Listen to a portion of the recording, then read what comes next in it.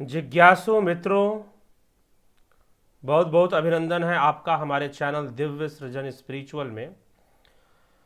और आज भी हम एक विषय लेकर आपके समक्ष उपस्थित हुए हैं। यहाँ पर आप देख रहे हैं, ऐसे तो जैसा कि कल मैंने कहा था कि कठोपनिषद पर चर्चा होगी, लेकिन कुछ चर्चाएं जो हैं वो समसामयिक भी होनी चाहिए। किसी मित्र ने कुछ ऐसे ही समसामयिक विषय पर, जो कि करंट इश्यू है वर्तमान का, उस विषय पर कुछ प्रश्न कर दिए और फिर लगा कि इस प्रश्न पर चर्चा हो रही है। दो प्रश्न किए, तो उन दो प्रश्नों को अलग अलग दिन, एक आज और एक परसों हम लेंगे। आज एक ले रहे हैं एक विषय को, और एक विषय परसों जो कि समसामयिक है। साथ में उपनिषदों पर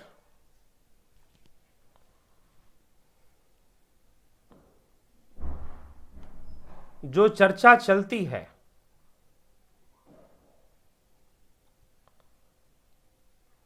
वो चर्चा भी चलती रहेगी। थोड़ा सा कुछ डिस्टरबेंस मुझे महसूस हुआ, इसलिए मैं बीच में रुका। चलिए कोई बात नहीं, आगे चलते हैं अपनी चर्चा पर, अपने विषय पर। तो क्या चर्चा आज का विषय आप देख ही रहे होंगे कि आज कि विष्णु को किस कर्म की सजा मिली। विष्णु को किस कर्म की सजा मिली, यह विष्णु कौन है भाई? आपके मन में यह प्रश्न होगा। तो मित्रों, आज कर्म के सिद्धांत पर थोड़ी चर्चा करेंगे। कर्म कर्तव्य और निष्काम कर्म पर फिर से एक बार चर्चा करेंगे।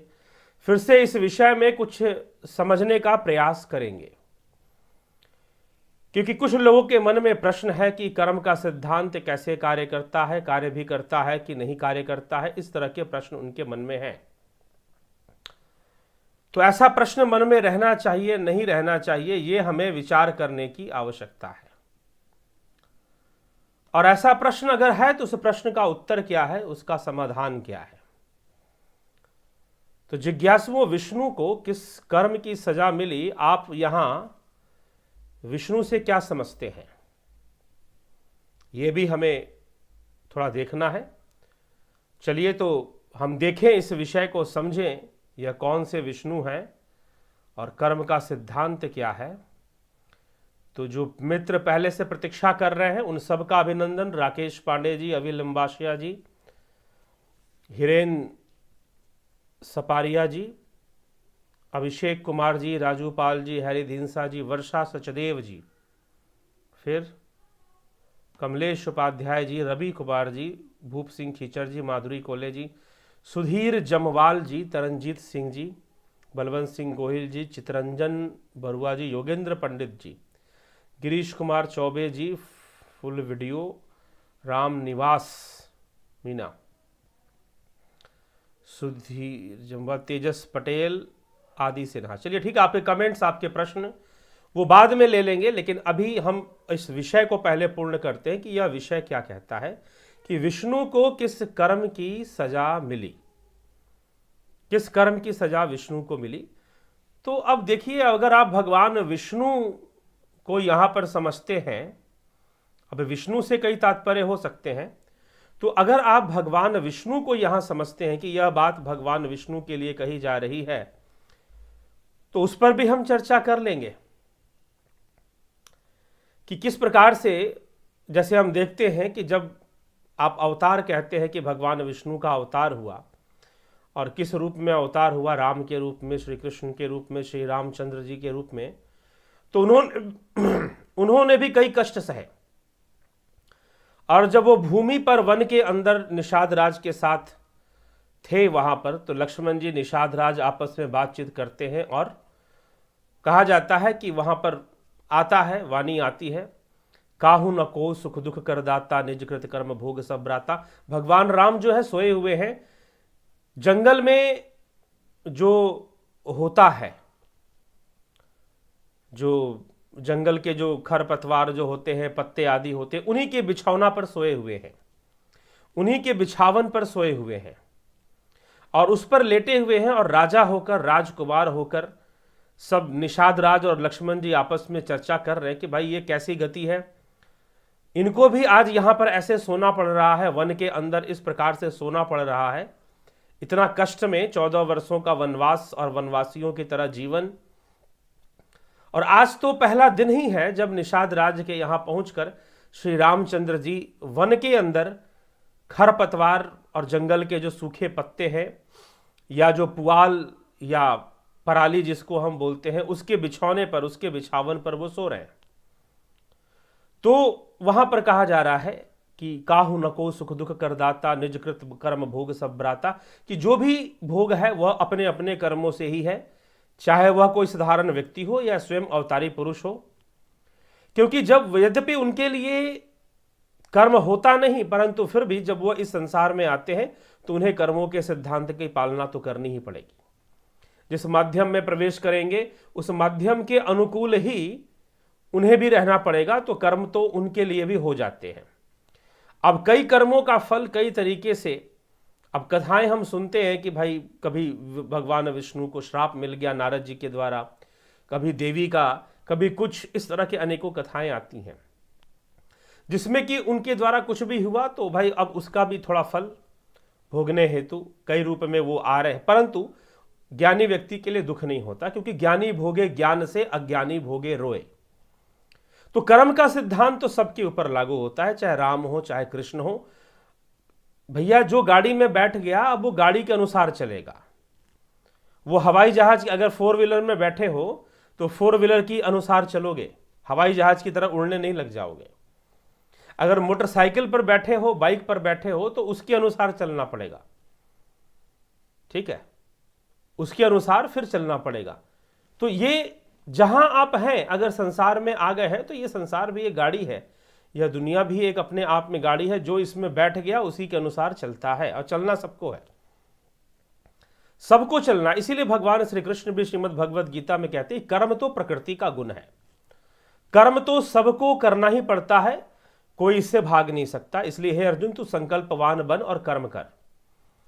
कर्म त्यागने की बात मत कर, क्योंकि कर्म छोड़ने में भी कर्म है, अकर्म में भी कर्म है। कर्म का त्याग कर देगा ऐसा संभव ही नहीं है। परवश जीव या जीव परवश है, तो परवश होकर उसके द्वारा तो कर्म होगा। उठते सोते जागते, श्वासों को लेते श्वासों को छोड़ते, आंखों को मीचते आंखों को खोलते, हर तरह से कर्म बंधन बंध रहा है। तो यह प्रकृति तुझसे कर्म करवा रही है और तू कर्म कर रहा है, सतोगुण के वशीभूत, रजोगुण के वशीभूत, तमोगुण के वशीभूत। इससे बेहतर है, प्रकृति तो तुझसे कर्म करवाया लेगी, लेकिन तू संकल्पवान बन।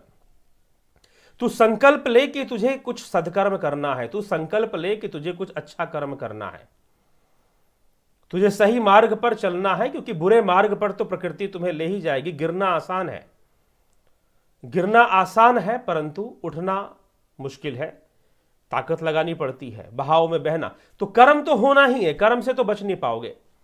इसीलिए तुम कर्म करने के लिए निरंतर परायण रहो, क्योंकि अगर कर्म करने के लिए संकल्पवान नहीं बनोगे तो प्रकृति तुमसे कर्म के ही विधि करवा ही लेगी, छोड़ेगी नहीं वो।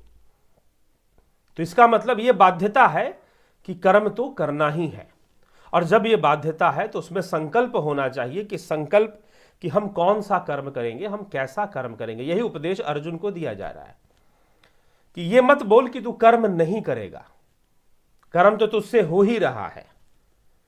तो इसीलिए जो गाड़ी में बैठ गया वो चल रहा है, वो ये नहीं कह सकता कि मैं नहीं चल रहा या मैं नहीं चलूंगा। अगर गाड़ी चल रही है तो वो भी चल रहा है, जब तक बैठा हुआ है तब तक चल रहा। वैसे ही जो जिसने देह धारण कर लिया, जो इस प्रकृति के सिस्टम में आ गया, अब वो कर्म कर ही रहा है, नहीं कर रहा है ऐसा नहीं हो सकता। तो यही उपदेश श्री कृष्ण भगवान भी दे रहे हैं अर्जुन को। वो ये भी कह रहे हैं कि मेरे लिए कोई कर्म नहीं है, क्योंकि मैं संपूर्ण कर्म रहस्यों को जानने वाला हूं, लेकिन फिर भी मैंने भी शरीर धारण किया है और इस संसार में मैं भी जन कल्याण हेतु ही सही, लोक कल्याण हेतु ही सही मैं आया हूं, तो मैं भी कर्म कर रहा हूं। क्योंकि जो आ गया उसे कर्म उससे होगा ही होगा, नहीं होने का प्रश्न नहीं उठता, वो कर्म के उसमें सिस्टम में आ ही जाएगा। हाँ, बस ये है कि जो आत्मज्ञानी है, जो सांख्य योगी है, वो उस बंधन को काटना जानते हैं, इसीलिए तो वो संकल्पवान होकर कर्म करते हैं, कर्मों का त्याग नहीं करते। वो यह दावा नहीं करते कि हम कर्म नहीं करेंगे, तो कर्म का फल है। चाहे अवतारी पुरुष आए वो भी उस बंधन को स्वीकार करते हैं, बस उनमें और एक साधारण मनुष्य में फर्क है कि वो उस बंधन को स्वीकार करते हुए भी निश्चिंत और संतोष से रहते हैं। ज्ञानी भोगे ज्ञान से, अज्ञानी भोगे रोए। अपने कर्मों का भोग रो रो कर करता है और ज्ञानी ज्ञान से भोगता है।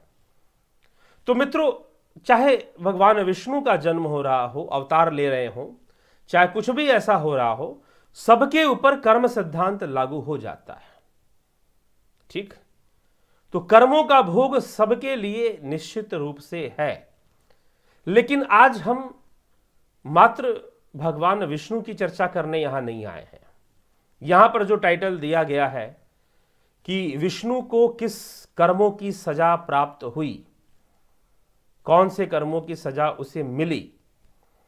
किसी ने, मित्र ने पूछ दिया मुझे, एक वीडियो उन्होंने मेरे साथ शेयर किया, 2 वीडियो शेयर किए। एक वीडियो पर मैं एक दिन बाद, परसों हम ले आएंगे चर्चा उसके ऊपर, वो युगों के ऊपर है। और आज का ये वीडियो एक घटना पर है। आज 7 मार्च है, 3 मार्च को, मतलब 5 दिन पहले, 4 दिन पहले, 3 मार्च को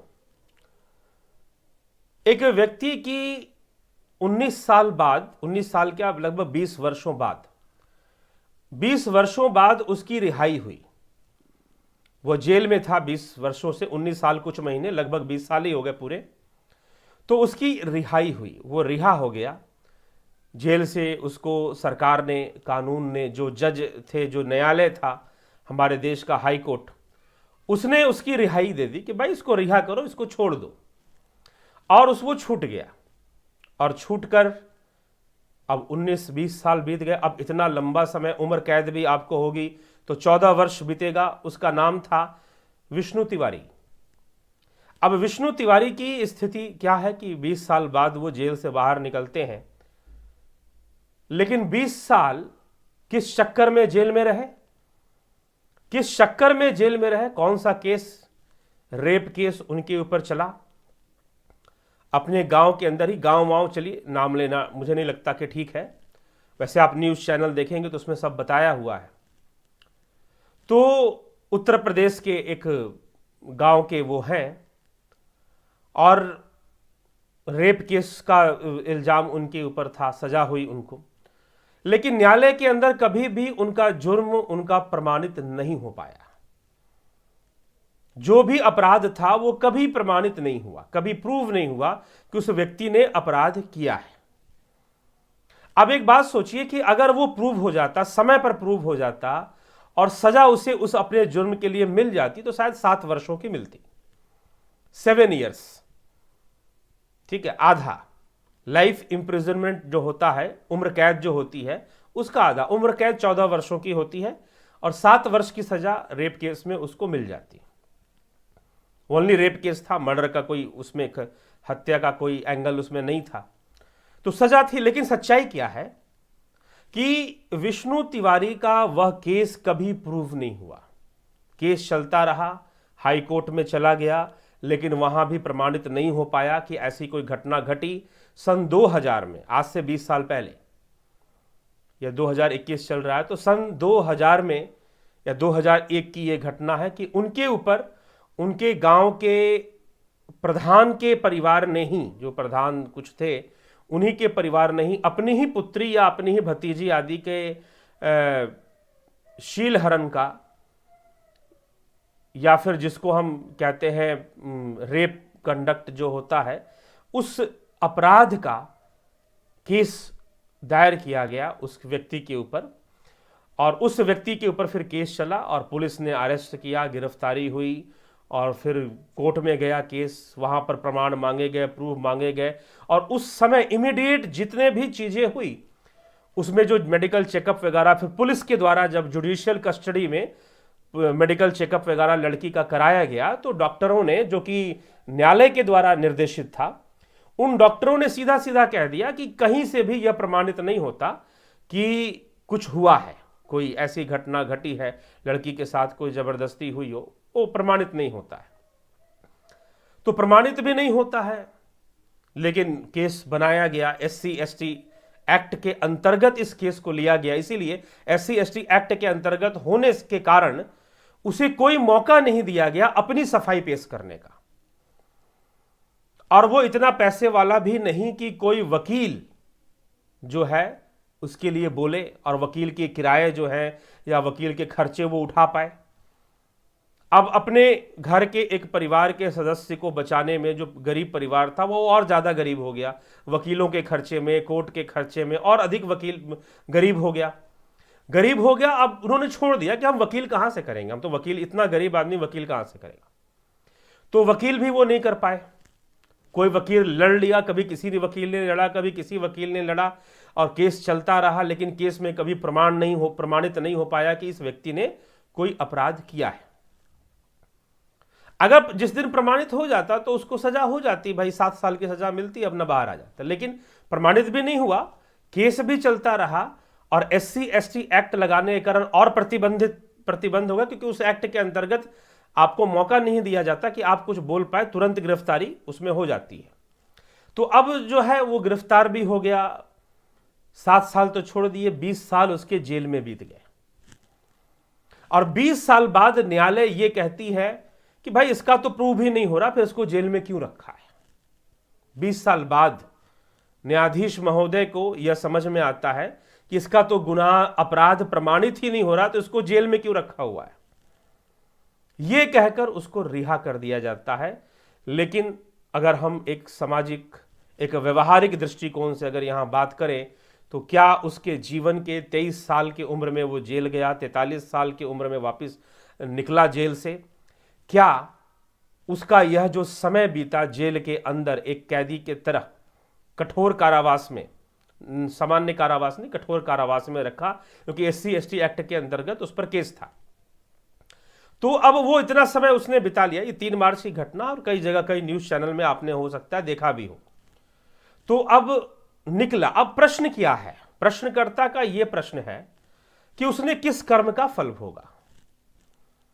तो हम अपने विषय पर आते हैं, कर्म के विषय पर, और उसे अपने इस जीवन को, उसके लिए अगर मान लीजिए किसी दूसरे व्यक्ति के साथ, चलो हम विष्णु तिवारी के पास जाकर उसे क्या समझाएं क्या ना समझाएं, क्योंकि जो भोगता है वो जानता है, और जिसको दिलासा देना है, जिसको कुछ कॉन्डोलेंसेंस जिसको देनी है, कुछ इस तरह की चीज है, तो वो तो बोल ही जाएगा, कुछ ना कुछ बोल ही जाएगा। बोलने वाले, किसी के घर में कुछ ऐसी आपातकाल कोई घटना, किसी की मृत्यु कुछ हो जाती है, तो लोग कह ही देते हैं कि भाई आत्मा सत्य है, शरीर नश्वर है, लेकिन जो इस संसार में है और शरीर के बंधन में, शरीर के मोह माया में फंसा हुआ है, उसके लिए तो बहुत बड़ा नुकसान फिर भी है अगर किसी की मृत्यु होती है। तो विष्णु की तिवारी के घर तो बहुत बड़ी आपदा आ गई, और धीरे धीरे उसके पिता, जिस दिन वो जेल गया कुछ वर्षों बाद उसके पिता का हार्ट अटैक से मृत्यु हो गई, बड़ा भाई भी मर गया इन सब दबाव में आकर, और गरीब से अति गरीब के श्रेणी में उसका परिवार चला गया, अति पिछड़ा और अति गरीब की श्रेणी में चला गया। तो अब ये घटना घटी। चलिए, अब उस व्यक्ति ने, अब इतने सालों बाद जो है वो बाहर निकला जेल से अपने भाई से, कोई उसको लेने भी नहीं आया जेल के पास, जबकि वो इज्जत से निकल रहा है। एक तो कम से कम इतना तो कोर्ट ने किया उसके लिए कि जेल से छोड़ते हुए उसके ऊपर जो क्रिमिनल एक्ट जितना भी लगा हुआ था वो सब खत्म कर दिया, और कहा कि इसने तो कुछ किया ही नहीं है, आज तक 20 साल हो गए प्रमाणित नहीं हो पाया, तो यहां पर है क्यों। तो ये कहकर उसे छोड़ दिया गया। लेकिन वो समय कौन लौटाएगा। या तो कम से कम सरकार उसे कुछ दे दे कि भाई तेरे 20 साल हमने बर्बाद किए हमारे गलत सिस्टम के कारण। जुडिशरी, चलिए ये तो अब जुडिशरी पर बोलना शुरू कर दे तो फॉरेन फंडेड इस देश का हिसाब किताब है, चाहे जुडिशरी हो चाहे जो हो। आप कितना भी कहते रहो कि हमारा संविधान बहुत अच्छा है, हमारा संविधान कुएं के मेंढक की तरह, लेकिन सत्य यह है कि विदेशों के संविधान से चुराकर संविधान लिखा गया है, ना कि इस भारत भूमि की संस्कृति और सभ्यता को ध्यान में रखते हुए संविधान की रचना नहीं हुई। विदेशों, ऑस्ट्रिया हो गया और दूसरे इंग्लैंड हो गया, दूसरे कंट्रियों में जो कॉन्स्टिट्यूशन चल रहा था उनको देखकर कॉन्स्टिट्यूशन को लिखा गया। इसके प्रमाण है, ये कोई बहुत बड़ी बात नहीं है, आप चेक करोगे तो बहुत आसानी से प्रमाणित हो जाएगा। तो ये घटना घटी। लेकिन यहां पर एक प्रश्न है कि कर्मों का फल, तो क्या यह कर्मों का फल था? तो निश्चय ही कर्मों का फल तो था ही कि भाई उसने कोई सजा भी नहीं की, लेकिन फिर भी कैदियों की तरह उसे 20 साल तक जीवन व्यतीत करना पड़ा। तो करना पड़ता है, कर्मों का फल ही है जो मनुष्य को भोगना पड़ता है। पीछे मैंने एक और व्याख्यान में ऐसे कोई एक कहानी सुनाई थी, सच्ची घटना, जो कि मैंने पढ़ी थी किसी पुस्तक के अंदर। लगभग ये 90 के दशक की बात है। एक जज साहब जो कि उस समय रिटायर हुए, उनका अनुभव था कि उन्होंने ईश्वर में और कर्म सिद्धांत को मानना बंद कर दिया था। गीता उनका फेवरेट ग्रंथ था, हमेशा गीता अपने साथ रखते थे, लेकिन गीता उता सब उन्होंने छोड़ दिया था। किसी को कुछ नहीं मानते थे, कोई पूजा पाठ नहीं, किसी धर्म में विश्वास नहीं, किसी कर्म में कुछ नहीं। क्यों नहीं? क्योंकि उनके जीवन में एक घटना घटी। घटना क्या घटी कि उन्होंने देखा कोई होते हुए, कोई मर्डर होते हुए देख लिया, कोई हत्या होते हुए देख लिया। नए नए जज बने थे, वो भी पहले वकालत करते थे और नए नए जज बन गए थे। तो वो केस उन्हीं के सामने आ गया, और जब केस उनके सामने आया तो केस सामने आने के बाद देखा कि भाई ये तो हत्या का मामला, और मैं इस हत्या केस को जानता हूं, लेकिन ये पॉलिटिकल मर्डर है, और जिस व्यक्ति ने किया है वो तो सामने नहीं है, किसी दूसरे बेगुनाह व्यक्ति को सामने यहां पर खड़ा कर दिया गया है, और चारों तरफ से पॉलिटिकल प्रेशर है। तो अब मैं करूं तो क्या करूं? वो खुद भी डरे हुए थे सच्चाई को सामने लाने में, क्योंकि पॉलिटिकल चीजें थी सारी। डरते थे कहीं मेरी ही हत्या ना हो जाए, और उस डर और भय के कारण जो प्रमाण सामने आए, जो साक्ष्य उनके सामने आए, उसके आधार पर उन्होंने निर्णय सुना दिया, उम्र कैद सुना दी, फांसी की सजा सुना दी, और उस व्यक्ति को जिसको ये सजा नहीं मिलनी चाहिए थी, बेगुनाह था वो, उसको सुना दी, और जो असली था वो बच गया। समय बीता, 20-25 साल इनको भी नौकरी करते हुए बीत गया। उसको तो जो उन्होंने सुनाया वो तो हो गया जो होना था, लेकिन 20-25 साल बाद एक और हत्या का मामला उनके पास आया, और इस बार जिसने पिछली हत्या में जो बच गया था, अब वो कटघरे में खड़ा था, और उसको फांसी की सजा सुनानी थी। कई हत्या के आरोप थे उसके ऊपर। वो रो रहा था, चिल्ला रहा था कि मैंने ये हत्या नहीं की, मुझे फंसाया जा रहा है, मुझे फंसाया जा रहा है, मैंने ये हत्या नहीं की। लेकिन फिर भी था सामने तो सजा सुना दी। जज साहब को बड़ी दया आई उसके ऊपर। कुछ दिनों बाद वो रिटायर हुए, और फांसी लगने के पहले उससे मिले जाकर कि तुम कोर्ट में बहुत रो रहे थे, एज ए वकील मिले, कि तुम कोर्ट में बहुत रो रहे थे, चिल्ला रहे थे कि तुमने ऐसा नहीं किया है, तो मुझे ये बताओ कि तुमने क्या किया है, ये तुम्हारा नहीं। तो उसने सारी बताई कि मैंने ये हत्या नहीं किया है, किसने किया है वो भी बताया। चलो ठीक है, लेकिन अब सारे प्रमाण तुम्हारे विरुद्ध थे और तुम्हें सजा हो गई है, तुम्हें तो सजा हो गई है, अब मैं इसमें क्या कर सकता हूं, क्योंकि प्रमाण सारे तुम्हारे विरुद्ध थे। इस तरह से जज साहब ने कह दिया। तो उन्होंने कहा कि चलो ठीक है, तुमने ये हत्या तो नहीं की है। वो फाइल लेकर आए थे, फाइल में जिसकी हत्या पहले हुई थी 25 साल पहले, उसकी फोटो भी लेकर आए थे। फाइल खोलकर दिखाया, फोटो दिखाया कि बताओ ये हत्या जो इस साल को, आज से 25 साल पहले एक हत्या हुई थी, क्या ये किसने की थी? जैसे ही ये पूछा, अब उस हत्यारे की आंखें फटी की फटी रह गई, फटी आंखों से वो देखता रह गया, ये क्या प्रश्न कर रहे हैं। तो जज ने बताया कि मेरे आंखों के सामने ये मर्डर हुआ था, और मैंने देखा था कि तुमने किया था, लेकिन उस समय तुम बच गए थे, और उस दिन से, जिस दिन से मैंने किसी एक बेगुनाह को सजा सुनाई, उसके बाद से मैंने गीता पढ़ना छोड़ दिया, सारे मैंने मान्यताएं छोड़ दी अपने धर्म की। लेकिन आज मुझे विश्वास हो गया है, इसीलिए मैं अपने फाइल के साथ गीता भी लेकर आया हूं, और मुझे विश्वास हो गया कर्मों का फल तो किसी ना किसी रूप में सामने आएगा, वो सामने आएगा जरूर। और आज जो तुम्हें सजा मिली है, मैं मानता हूं कि तुमने ये हत्या नहीं की होगी जिस हत्या के लिए तुम्हें सजा मिल रही है, लेकिन ये 25 साल पहले जो हत्या हुई थी ये तुमने ही किया था, और तुम्हें ये सजा भोगनी ही पड़ेगी। जज साहब के मन में बड़ा संतोष था कि चलो, ये मेरा जो कैरियर था जज होने का, और उस कैरियर में मुझे बहुत बड़ी बात समझ में आ गई। तो इस प्रकार से, तो कहने का मतलब, कर्म का फल, प्रकृति का न्याय वो अलग ढंग से होता है, कुदरत का न्याय अलग ढंग से होता है। हम जैसा सोचेंगे रिजल्ट वैसा ही मिलेगा, जरूरी नहीं है, जरूरी नहीं है, हो सकता है। इसीलिए कर्म करना चाहिए। अगर आप मेहनत कर रहे हैं तो मेहनत करना चाहिए, क्योंकि उसका फल नहीं मिलेगा ऐसा तो हो ही नहीं सकता कि नहीं मिलेगा, मिलेगा जरूर। हो सकता है कि कुछ समय बाद मिले, किसी अलग रूप में आकर, किसी अलग रूप में सामने आए, लेकिन हम आसक्ति वशीभूत, अपनी अहंकार के वशीभूत हम फल को निश्चित करने में लगे रहते हैं कि फल तो ऐसा ही होना चाहिए। फल होगा लेकिन वैसा ही होगा ऐसा नहीं कहा जा सकता। यह प्रकृति, इसलिए भगवान श्री कृष्ण ने भी निश्चिंत करते हुए अर्जुन के कहा, कर्मण्यवाधिकारस्ते मां फलेषु कदाचन मां कर्म फल हेतुर्ब्रह्मा ते संगोस्त्व कर्मणि। कर्मण्य, कर्म में तेरा अधिकार है, फल में तेरा कोई अधिकार नहीं। कदाचित फल में तेरा अधिकार नहीं है, लेकिन फल तो मिलना है, कर्म हुआ है तो फल भी मिलना है। तो ये चलता रहता है। अब विष्णु को 20 साल की सजा बिना किसी अपराध के, बिना किसी अपराध के, यहां पर जो थोड़े पैसे वाले हैं, जो थोड़े ताकतवर हैं, पॉलिटिकल पावर है, तो बड़े बड़े पाप कर कर भी बच जाते हैं। और एक व्यक्ति 20 वर्षों तक बिना किसी गुनाह के उसने बिता दिया, तो हमें ऐसा लगता है कि उसका कोई गुनाह नहीं था। हां, जिस गुनाह की सजा उसे न्यायालय दे रही थी, न्यायालय कोई प्रकृति तो है नहीं, सजा तो अनेक रूप से मिलती है। कई लोगों को तो जेल में नहीं है, फिर भी वो जेल से बदतर जिंदगी जी रहे होते हैं, ऐसे भी लोग हैं। सजा तो मिल ही रही है किसी ना किसी रूप में, तो सजा तो उसे अपने कर्मों की ही मिल रही थी। हां, वो कर्म हमें पता नहीं है कि किस कर्म की सजा मिल रही थी विष्णु तिवारी को।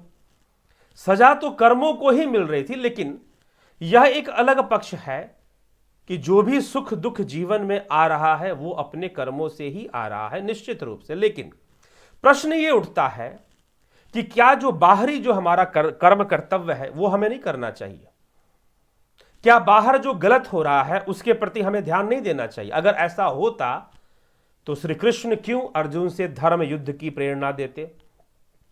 क्यों कहते कि ये जो धर्म युद्ध है तुझे करना पड़ेगा, महाभारत का युद्ध तो तुझे करना ही पड़ेगा? ये उपदेश देने की जरूरत ही क्या थी? क्यों उसे बार बार क्षत्रिय धर्म कहकर उसे अपने कर्तव्य बोध को जगाने की आवश्यकता ही क्या थी? तो इसका तात्पर्य यह नहीं है कि ये जो गलत सिस्टम है हमारे न्यायालय का, वो उसका विरोध नहीं होना चाहिए, उसका भी विरोध होना चाहिए। और न्यायालय को स्वयं चाहिए कि जिस व्यक्ति का उन्होंने इतना समय बर्बाद किया उसके लिए वो उसको कंपनसेशन जरूर दे दें, बिना मांगे दे दें। लेकिन दुर्भाग्यपूर्ण ये है कि वो लेने के लिए भी हमारे देश के अंदर फिर से वकीलों के माध्यम से याचिका डालनी पड़ती है कोर्ट के अंदर, उसके लिए भी वकील फीस लेते हैं, और कई बार तो वकील कंपनसेशन दिलाने के चक्कर में पूरा आधा पैसा मांगते हैं। ऐसी ऐसी घटनाएं हैं।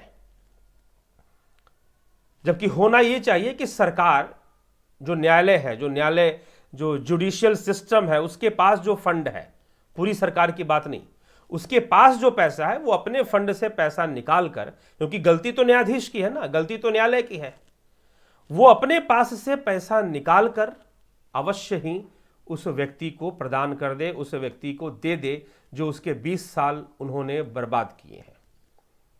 ठीक, तो निश्चय ही हमें जो समाज के रूप में जो अधर्म हो रहा है, यद्यपि उसमें भी कर्मों का फल ही मिल रहा है, परंतु जो अधर्म हो रहा है उसके विरुद्ध यह हमारा कर्तव्य बन जाता है। क्योंकि अगर हम कोई आवाज नहीं उठाते, कुछ नहीं कहते, तो निश्चय ही हम कहीं ना कहीं हम भी उसके जिम्मेदार हैं। जो लोग द्रौपदी का चीरहरण होते हुए जो देखते रहे, वह भी उसके जिम्मेदार बने। दंड उनको भी मिला, चाहे वो कर्ण थे, चाहे वो द्रोण थे, चाहे वो भीष्म पितामह थे। दंड के भागी उनको भी बनना ही पड़ा।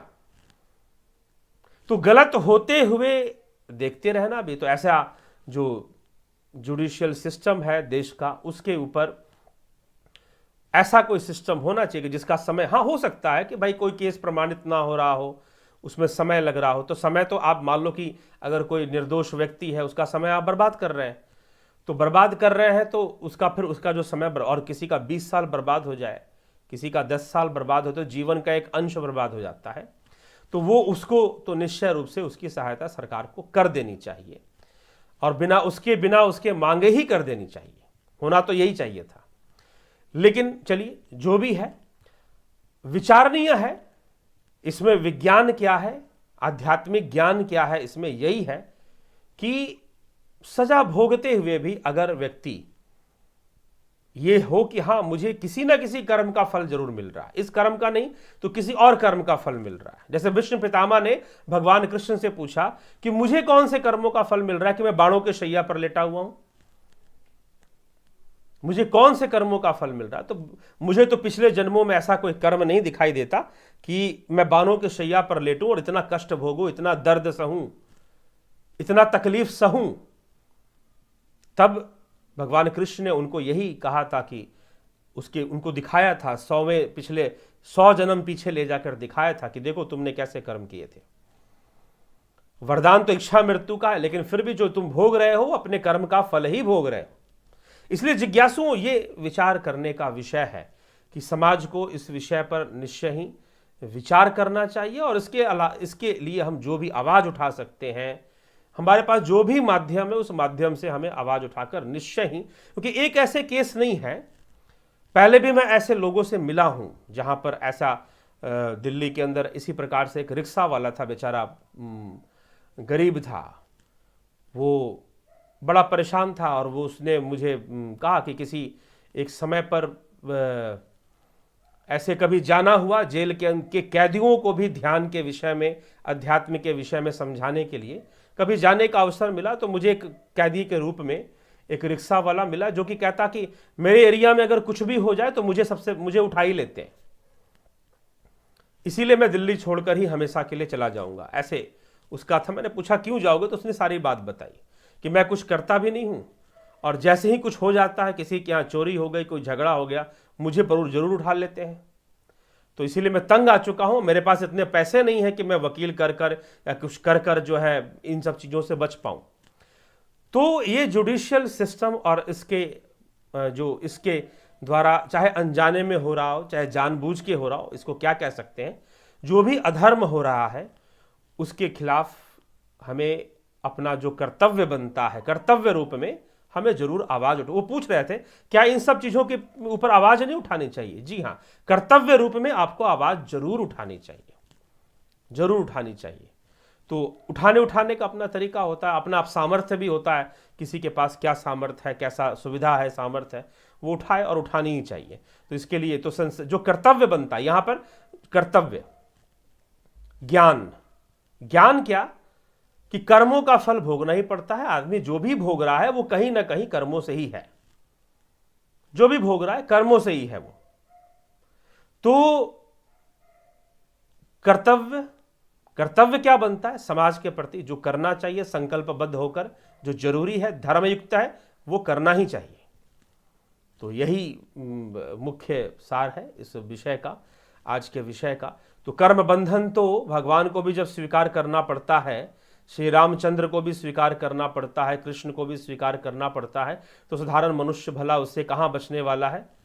तो वो तो रहेगा उसका। हाँ, ज्ञानी भोगे ज्ञान से, जो आत्मज्ञानी है, जो सांख्य योगी है, भगवान ने सांख्य योगी की बात की है, जो सांख्य योगी मतलब वही जो अष्टांग योग को समझकर चलता है और उस पर अपनी साधना को आगे बढ़ाकर स्वयं को जानने के प्रयास में लगा हुआ है, स्वयं को जानने लग जाता है, तो वह निश्चय ही ज्ञान की दृष्टि से वो कर्मों का भोग करता है। दुख भी मिलेगा तो उसमें भी उसकी ज्ञान दृष्टि, सुख भी मिलेगा तो वो सुख उसके अंदर अहंकार पैदा नहीं करेगा, और दुख जो है उसके अंदर अवसाद पैदा नहीं करेगा। तो दुख जो है उसके अंदर अवसाद पैदा नहीं करेगा, और जो सुख मिलेगा, धन मिलेगा, तो अहंकार पैदा नहीं होगा। वो अपने इस भाव से अपना जीवन जिएगा, इस भाव से अपना जीवन वह जिएगा। ठीक है, तो यह भी हमें समझना चाहिए और समझकर इस विषय को चलना चाहिए। हाँ, सामाजिक रूप से हमारा कर्तव्य बनता है कि ऐसे जुडिशरी सिस्टम के विरुद्ध क्या, विरुद्ध कहने का मतलब सुधार हेतु, कोई उसको खत्म करने हेतु नहीं, सुधार हेतु, कि अगर किसी व्यक्ति के साथ ऐसा अन्याय हो जाए तो सरकार को चाहिए, जुडिशरी सिस्टम जो न्यायालय विभाग जो है, 3 न्यायपालिका कार्यपालिका में हमारी सरकारें बटी हुई हैं, तो न्यायपालिका को चाहिए कि वो अपने फंड से, जो उसके पास पैसे आते हैं गवर्नमेंट से, सरकार से, तो वो उस फंड से वह जो है उस व्यक्ति की जो जरूरत थी, जो उसका आपने समय बर्बाद किया है, अगर वो जीवित होता तो हो सकता है कि इतने सालों में कम से कम 1 करोड़ रुपए की अर्निंग तो उसकी हो ही गई होती। तो उसको कुछ ना कुछ, उसको जरूर वो सहायता राशि अवश्य प्रदान करें और उसकी भरपाई कर दें पूरे परिवार की है, जिसमें क्योंकि एक नुकसान चलो उसका 20 साल बीता, लेकिन उसके दबाव में, उसके इस स्थिति के कारण उसकी पिता की मृत्यु बहुत जल्दी हो गई, बड़ा भाई भी मर गया, ठीक है, तो ये अनेकों नुकसान हो गए एक साथ। तो इसलिए ये आवाज एक कर्तव्य है, कर्तव्य के रूप में समझकर इसको उठाना चाहिए। और रही बात ज्ञान और कर्म की, तो यह संतोष भी रखना चाहिए कि जो हो रहा है वो सब कर्मों का ही फल है, कर्मों का ही फल है। परंतु एक और बात, यहां पर एक और बात समझने वाली बात है कि कर्मों का ही फल है, परंतु इसका मतलब यह भी नहीं है कि कोई हमारे ऊपर अत्याचार करेगा तो हम अत्याचार सहते रहेंगे। कुछ लोग ऐसा भी प्रश्न करते हैं कि आप कहते हैं सब कर्मों का फल है, तो कोई हमें मार रहा है, पीट रहा है, तो क्या हम उसे कर्मों का फल समझ लें और कोई प्रतिकार ना करें, कोई विरोध ना करें, अत्याचार है, अन्याय को सहते रहें क्या? जी नहीं। अगर ऐसा होता तो कृष्ण क्यों कहते अर्जुन से महाभारत का युद्ध करने के लिए? फिर तो कह देते भाई भोगते रहो, जो दुर्योधन कर रहा है उसे सहते रहो, तुम्हारे ही कर्मों का फल है। निश्चय ही जो भोग रहे हो वह तो कर्मों का ही फल है, परंतु जो भोग रहे हो वह तो कर्मों का ही फल है, परंतु कर्म करने भी तो पड़ते हैं ना। तो संकल्पबद्ध होकर धर्म हेतु, निष्काम भावना से धर्म हेतु जो कर्म किए जाते हैं वह कर्म भी कल्याण का कारक बनते हैं, नहीं तो प्रकृति का संतुलन बिगड़ता है। इसीलिए भगवान कृष्ण ने अर्जुन को युद्ध की प्रेरणा दी कि सामाजिक धर्म की स्थापना, लोक धर्म की स्थापना, एक है आंतरिक धर्म की स्थापना, और वही जिन्होंने अपने अंदर में धर्म की स्थापना की है अपने आध्यात्मिक ज्ञान से, अपने योग बल से, वही सामाजिक धर्म या लोक धर्म की स्थापना हेतु अपने कर्तव्यों की पालना बाहरी समाज में भी करते हैं, बाहरी समाज में भी करते हैं। तो यह कहीं उपदेश नहीं, क्योंकि दो घाटे हैं। अगर आप किसी को अत्याचार करते हुए छोड़ देते हो, किसी को अपराध करते हुए, बिल्कुल हां, एक तो है कि आपके पास सामर्थ्य ही नहीं है कि उसका सामना कर सको, और अगर सामर्थ्य है तो आपका कर्तव्य बनता है कि आप उसे रोकिए। जितना सामर्थ्य है और जैसे सामर्थ्य का प्रयोग कर सकते हैं वैसे प्रयोग कर कर उस आतताई को रोकिए, क्योंकि नहीं रोकेंगे तो वह भी, आप भी उसके अत्याचार में या उसके अन्याय में या उसकी हिंसा के भागीदारी आप भी बन जाएंगे। वो जो हिंसा कर रहा है उसका शेयरिंग आपको भी मिलेगा, क्योंकि आपने चुप रहा, आपने उसकी हिंसा को मौन समर्थन दे दिया, मौन समर्थन आपने उसकी हिंसा को दे दिया। तो अगर अर्जुन युद्ध नहीं करता तो कहीं ना कहीं दुर्योधन का ही समर्थन कर देता, अप्रत्यक्ष रूप से दुर्योधन का ही समर्थन कर देता, जो कि सुई की नोक के बराबर भी पांडवों को उनका हक देने के लिए तैयार नहीं है। तो कहीं ना कहीं वह दुर्योधन का ही समर्थन कर देता, तो यह घटना घट जाती। तो इसीलिए जिज्ञासुओं, हमें इस पर निश्चय ही विचार करना चाहिए और अपने कर्तव्य कर्मों की पालना जो जरूरी है वो करना ही चाहिए। हां, जो दुख मिल जा रहा है जीवन में उसे कहीं ना कहीं अपने कर्मों का ही भोग समझना चाहिए, लेकिन कोई गलत कर रहा है तो उसके रोकने का कोई प्रयास नहीं करेंगे, वह भी नहीं होना चाहिए, वह भी उचित नहीं है। तो चलिए इसी के साथ आगे बढ़ते हैं और आपके कमेंट्स भी देखते हैं क्या कहा जा रहा है। तो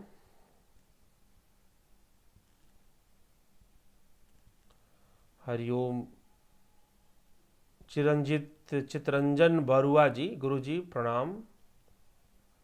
You explain all the facts in very much simple way with example. It is a very much easy to understand. Thank you for your compliment. और आप जुड़े रहें, बने रहें चैनल के साथ, समझते रहें, आगे बढ़ते रहें। योगेंद्र पंडित, जय श्री राम गुरु जी। और आदि सिन्हा जी, गुरुजी आप हम पूरा संसार etc सब चित्त के वीडियो रिकॉर्डिंग जैसे प्ले हो रहे हैं जी।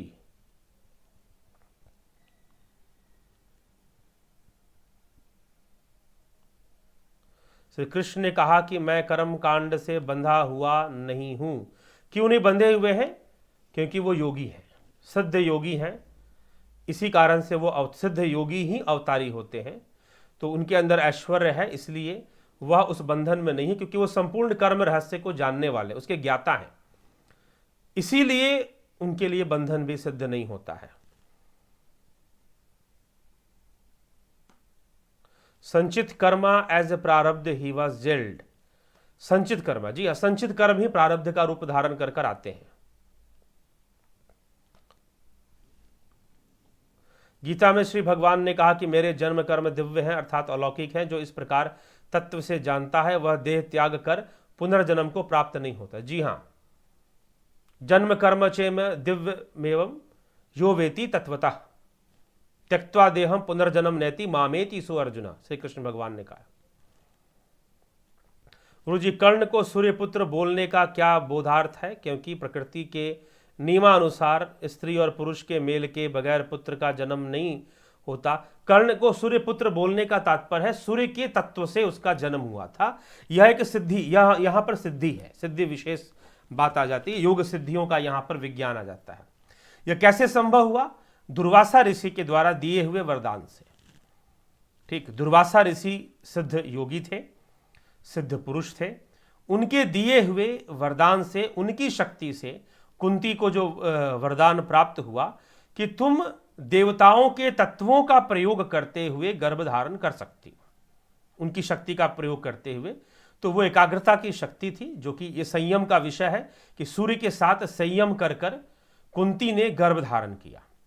संयम करने का तात्पर्य, क्योंकि चक्कर क्या है कि जब भी पुत्र की प्राप्ति की बात होती है तो हमारी दृष्टि एक ही जगह पर रहती है कि पुत्र की प्राप्ति तो यौन क्रिया से होती है। हम वहीं पर हम सोच पाते, उससे आगे नहीं सोच पाते। लेकिन अगर आप शास्त्रों को पढ़ेंगे तो तपोबल से भी पुत्र की प्राप्ति होती है, तपस्या से। ठीक, और योगी तो कर सकते हैं, योगी चाहे तो इस प्रकार से भी पुत्र की प्राप्ति कर सकते हैं, अपने योग बल से भी कर सकते हैं, क्योंकि वो मृत को जब जीवित करने का सामर्थ्य रखते हैं, मृत देह में चेतना फूंक देने का सामर्थ्य जब उनके अंदर आ जाता है, तो ऐसे योगियों की घटनाएं हैं। गुरु गोरखनाथ जी की भी एक घटना है जिसमें कि वो उनका एक मिट्टी के खिलौने को बनाते बनाते उसमें चेतना आ जाती है। गुरु गोरखनाथ के हाथों से वो जब बन रहा था। ऐसी कई कथाएं हैं योगियों के जीवन में। आदि गुरु शंकराचार्य का परकाया प्रवेश हो गया, और ऐसी कई सिद्धियां जिनका वर्णन आता है। तो सूर्य के साथ संयम करते हुए, पंचभूतों के साथ संयम कर कर, देवताओं के साथ संयम करके संतान उत्पत्ति की शक्ति दुर्वासा ने कुंती को प्रदान की थी, उनकी सेवा से प्रसन्न होकर। तो वो एक शक्ति थी, क्योंकि सूर्य कोई पुरुष तो है नहीं। पवन, अब भीम पवन पुत्र हुए, तो वायु भी कोई पुरुष नहीं है, तत्व रूप में है, देवता रूप में है, देवता सूक्ष्म लोक में है। तो इस प्रकार से अब देवता सशरीरी नहीं है, वह इस संसार के जो इंद्रिय बंधन है वो उसमें भी नहीं है, सूक्ष्म लोक में होते हुए भी वो बाकी बंधनों में नहीं है वो। तो इस कारण से यह भी नहीं कह सकते कि भाई देवता आए और उनके द्वारा कोई यौन क्रिया उसने किया और फिर संतान हो गए। जी नहीं, सूर्य विज्ञान का प्रयोग करते हुए, सूर्य तत्व का प्रयोग करते हुए, सूर्य से ऊर्जा लेते हुए, पंचभूतों से ऊर्जा ग्रहण करते हुए, उनकी विशेषता, उनके अंदर जो गुण समाया हुआ है उस गुण को ग्रहण करते हुए संयम से सिद्धि का प्रयोग करते हुए संतानों का जन्म हुआ। बस ये है।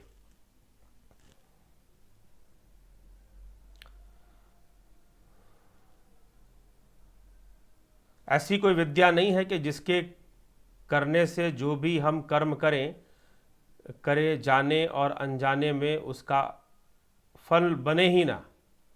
ऐसी कोई विद्या नहीं होती जी। कर्मों का फल तो बनता ही बनता है, एक्शन होगा तो रिएक्शन आएगा। गुरुजी, अश्वत्थामा के चिरकाल रहने का क्या तात्पर्य है? क्या इसका मतलब है वह प्रेत योनि में चिरकाल, चिरंजीवी, 5 लोगों को चिरंजीवी बताया गया, उसमें अश्वत्थामा भी हैं, परशुराम भी हैं, द्रोण भी हैं, ठीक ना। द्रोण को भी महाभारत काल में 5 लोगों को बताया गया चिरंजीवी।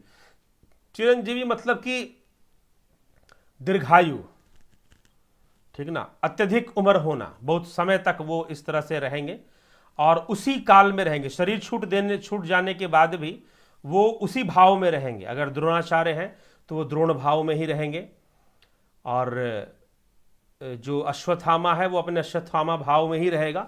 तो उसी में रहने के कारण वह जब मृत्यु भी हो जाएगी, शरीर त्याग भी देगा, तो प्रेत योनि में भटकेगा उसी तरह से। तो वो निश्चय ही यह जो बात है कि प्रेत योनि में है, लेकिन अपना वह जो रूप था अश्वत्थामा वाला, उसका त्याग नहीं हुआ। ठीक।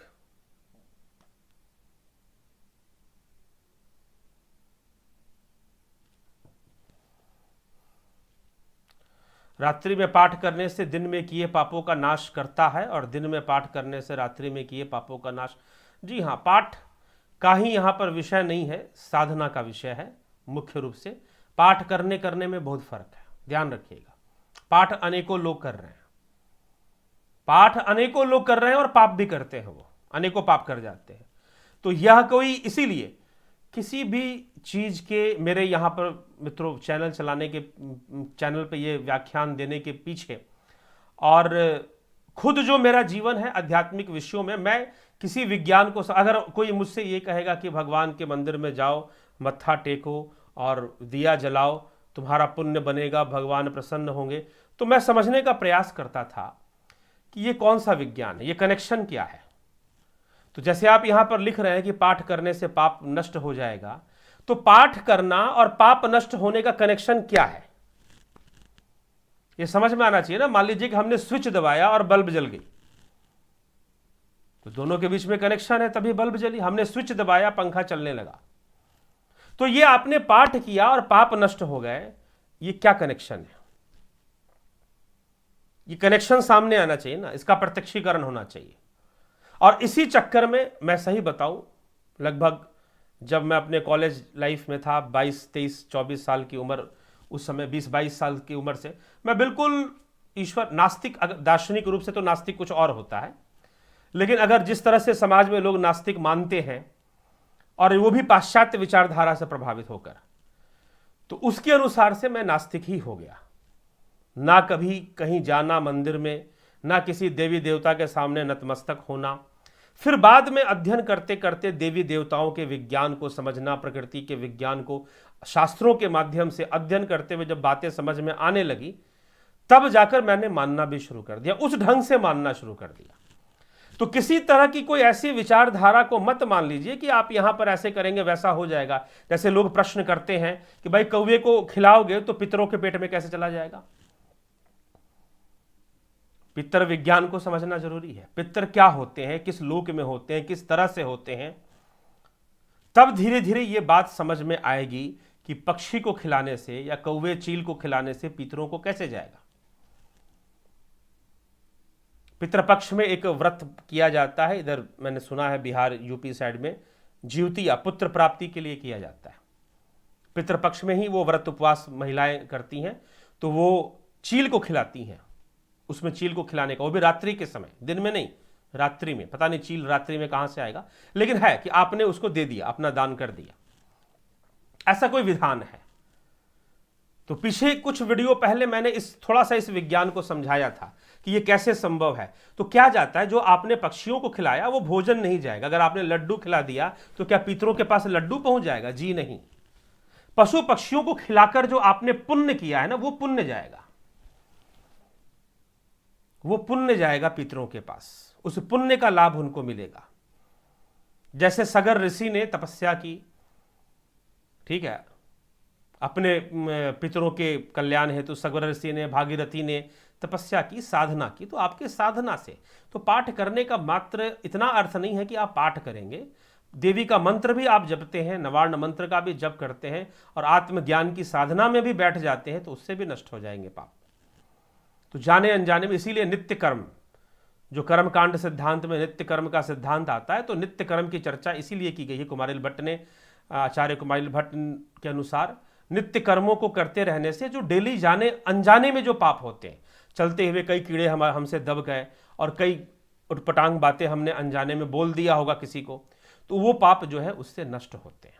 लेकिन इसका मतलब यह भी नहीं है कि पाप करते हो रहो और बचने का प्रयास ना करो जानबूझकर। जिनसे आप नहीं बच सकते उसको छोड़ दीजिए, लेकिन जिनसे आप बच सकते हैं उससे बचने का प्रयास करना चाहिए कि हमसे वैसा गलती ना हो। ठीक है, तो यह भी है। तो इसीलिए थोड़ा सा स्पष्टवादी, थोड़ा सा विज्ञानवादी बन जाइए और किसी भी बात के संबंध को समझना चाहिए। इसलिए जो तर्क व्यवस्था है भारतीय दर्शन में, शास्त्र में जो तर्क व्यवस्था है, जो शास्त्रार्थ की परंपरा रही और उन शास्त्रार्थों में जो तर्क हुआ करता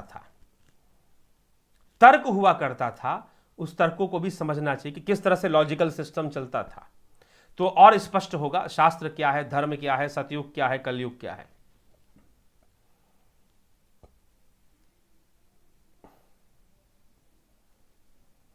गुरुजी कुछ और भी विद्या होगी पाठ के साथ। जी हाँ, वही तो मैं कह रहा हूं ना, वही तो मैं कह रहा हूं।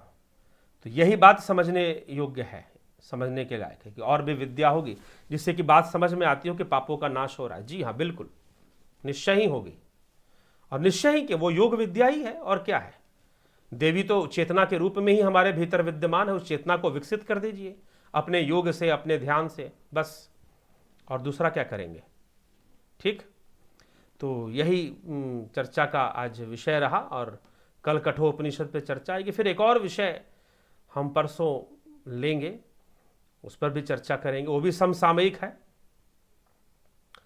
तो सामयिक विषय ही है, तो उस पर भी चर्चा करेंगे। तो आगे बढ़ते हैं मित्रों, इसी के साथ आज के इस चर्चा को विराम देते हैं और कल फिर कठोपनिषद के ऊपर चर्चा प्रारंभ हो जाएगी।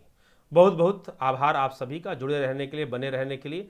जरूर जुड़ें, जरूर बने और विचार करें, अपने समय को, अपने जीवन को सदकर्म, सदज्ञान के प्रति समर्पित करें, लगाएं, और निश्चय ही हमारे द्वारा हम संकल्पवान होकर कुछ अपना भी कल्याण कर सकें और दूसरों के कल्याण में भी हम सहयोगी बन पाएं, ऐसी प्रार्थना भी रखें और साथ ही साथ ऐसा प्रयास भी रखें। ठीक, प्रार्थना भी और ऐसा प्रयास भी रखें। तो इसी के साथ मैं विराम देता हूं यहां पर। बहुत बहुत धन्यवाद आप सभी का।